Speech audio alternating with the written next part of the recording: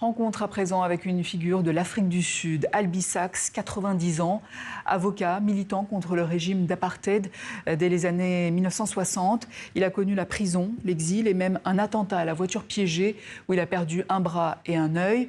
Mais quand la démocratie s'installe, il est de retour, nommé juge à la Cour constitutionnelle par Nelson Mandela, alors que sortent ses mémoires de prison traduites en français aux éditions Premier Parallèle. Il était de passage à Paris il y a quelques jours. Jean-Luc Eguezier et Guillaume Gouet l'ont rencontré pour nous.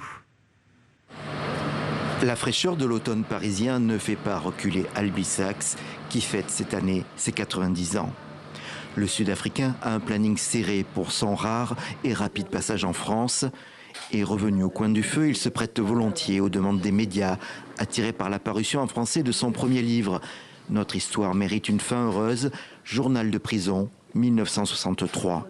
Un ouvrage paru en 1966 dans Le Monde anglo-saxon et qui marque l'histoire de la lutte contre l'apartheid.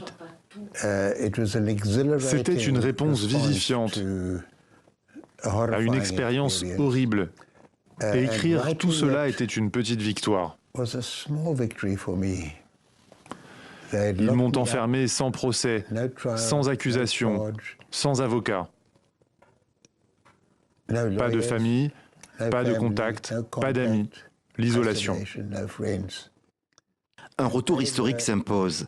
En 1963, Albie Sachs est un jeune avocat et un militant de l'ANC en lutte contre le régime d'apartheid en Afrique du Sud. Il est emprisonné près de 6 mois, sans procès, en isolation, pour le contraindre à révéler ce qu'il sait de l'organisation interdite.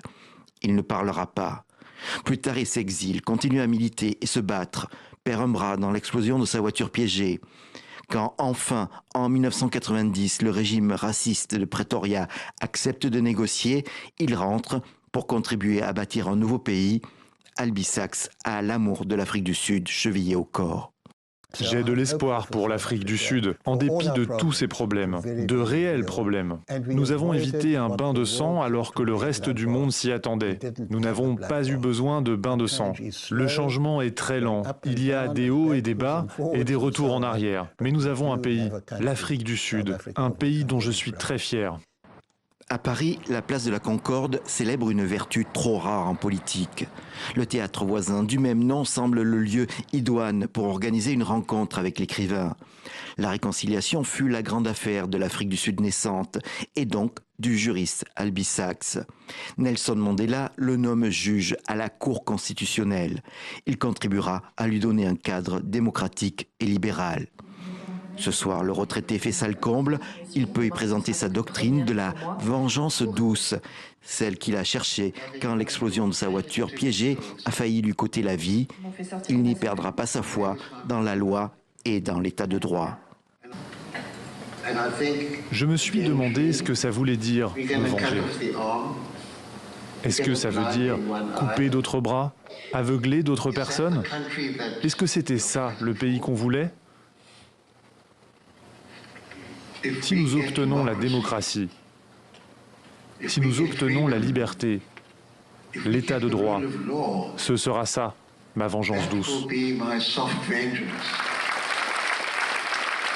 En Afrique du Sud, la vengeance douce prendra l'aspect de la commission Vérité et Réconciliation, où la reconnaissance de ses crimes valait amnistie. Ce soir-là, Albie Sachs, l'incorrigible optimiste, a ému la foule avec son histoire ancienne maintenant. Mais elle résonne avec force dans notre monde agité de crises meurtrières.